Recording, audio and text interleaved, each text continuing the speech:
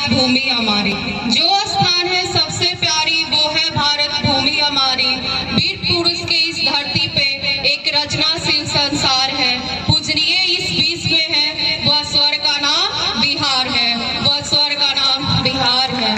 सपने साकार करते हैं जहाँ, उस भूमि का वंदन करती हूँ। साबरमती के प्रांगण में आप सभी का हार्दिक अभिनंदन करती हूँ।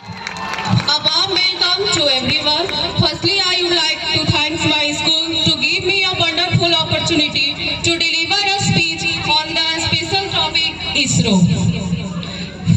So let's start. मंजिल उन्हीं को मिलती है जिनके सपनों में जान होती है। हौसलों पंखों से कुछ नहीं होता, हौसलों से उड़ान होती है।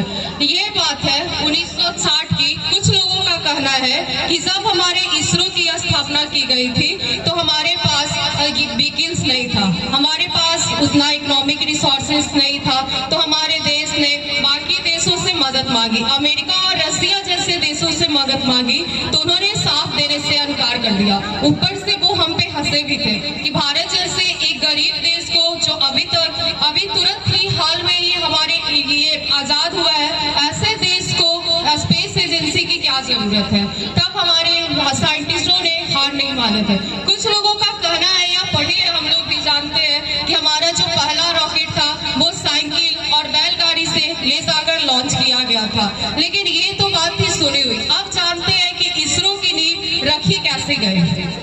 1920 के ही दौर से भारत के बहुत सारे वैज्ञानिक हमारे स्पेस एक्सपेरिमेंट के कोशिश में लगे हुए थे, जिनमें प्रमुख थे SK. Mitra, Meghnath Shah and CV. Raman. लेकिन हालांकि कुछ वैज्ञानिक ये तो हमारे एक्सपेरिमेंट में लगे हुए थे, लेकिन इनके मंजिलों का उड़ान खास करके दो साइंटिस्ट ने दिया। एक थे डॉक्टर विक्रम साराभाई और दूसरे थे डॉक्टर होमी जहांगीर भाभा। इन्होंने नेतृत्व में हमारे इसरो का नेतृत्व किया गया। लेकिन ये था हमारे साराभाई का सपना था कि हम भारत के लिए स्पेस एजेंसी बनाएं जो भारत को भी एक बुलंदी पर ले जाए। लेकिन सवाल ये था, भारत जैसे उभरते देश के लिए ये कोई छोटी मोटी बात नहीं थी, बहुत बड़ी चैलेंज थी। इसको लिए उन्होंने बाकी देश से भी मदद मांगी। उससे पहले तो साथ चाहिए था हमारे गवर्नमेंट का, इसीलिए साराभाई और होमी जहांगीर भाभा ये दोनों पीएम नेहरू के पास गए, उन्हें कॉन्फ्रेंस किए कि एक्सपेरिमेंट के लिए, ये स्पेस एक्सपेरिमेंट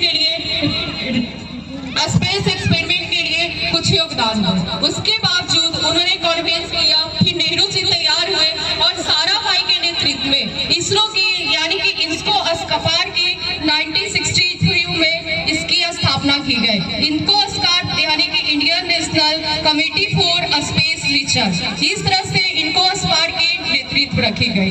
अब ये था कि इनको स्काट की नेतृत्व रखी गई और खास करके विक्रम साराभाई को जिस चीज को ये चाहिए था उनका सपना भी पूरा होते दिख गया था। लेकिन अब जरूरत थी कि आखिर इसको स्टार्ट कैसे किया जाए, कहाँ से इसकी शुरुआत की जाए। तब उस टाइम 1957 में रसिया के द्वारा स्पुतनिक 1 सैटेलाइट लॉन्च किया गया, जो कि साराभाई को ये बहुत ज्यादा इंस्पायर किया। इससे प्रेरित होकर साराभाई ने अमेरिका से मदद मांगी और अमेरिका के बहुत एफर्ट करने के बाद अमेरिका ने फाइनली नाइक अपाचे अपना सैटेलाइट देने को ये तैयार हो गया। उसके बाद अब साराभाई के पास चुनौती ये था कि स्पेस एजेंसी भी बन गई, नाइक अपाचे हमारे पास रॉकेट भी आ गए, सैटेलाइट भी आ गए, लेकिन अब चाहिए था साराभाई को एक लॉन्चिंग स्टेशन। अब इसके लिए साराभाई देश के हर जगह, देश के हर कोने में जाना स्टार्ट कर दिए, लोकेशन पे देखना स्टार्ट कर दिए कि लॉन्चिंग सैटेलाइट के लिए कौन से जगह सबसे अच्छा होगा।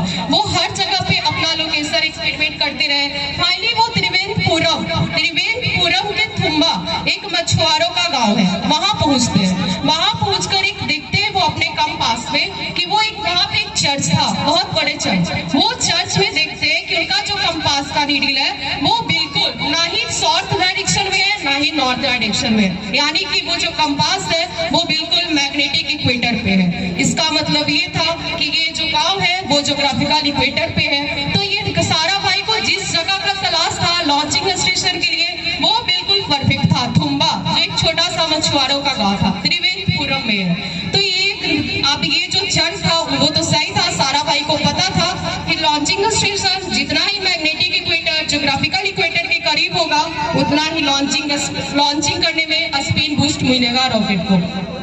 लेकिन सबसे बड़ी चैलेंज ये थी कि ये हरा भरा एक गांव था, इसको खाली करवाना, उस तुम्बा को एक लॉन्चिंग स्टेशन बनाना इतना आसान नहीं था। तो कहते हैं ना, मंजिल क्या है, रास्ता क्या है, हौसला है तो फासला क्या है।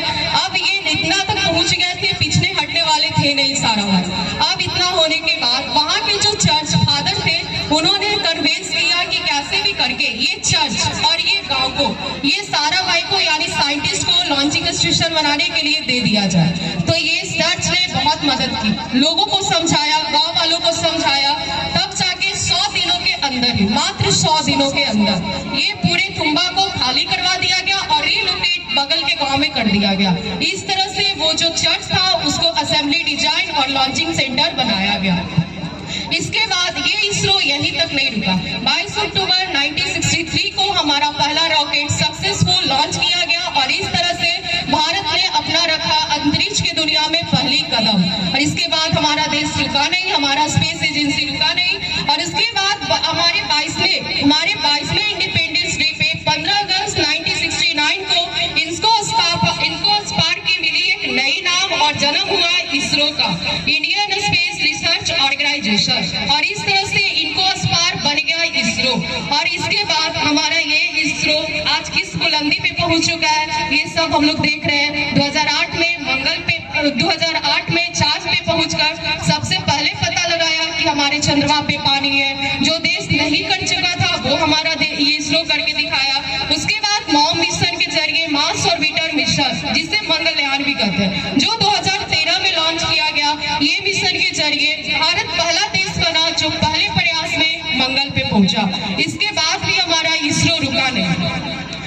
आप लोग को जान के ये हैरत होगा कि हमारे भारत एक ऐसे स्पेस एजेंसी में आती है जो एक ही रॉकेट से 104 सैटेलाइट लॉन्च कर आज रिकॉर्ड बना दिया है। और ये गिनीज वर्ल्ड बुक में भी ये रिकॉर्ड लाइन है। तो कहते हैं ना, नाए होने भारे किरदार जमीन पे, कुछ ऐसा कर चलो कि जमाना मिसाल दे।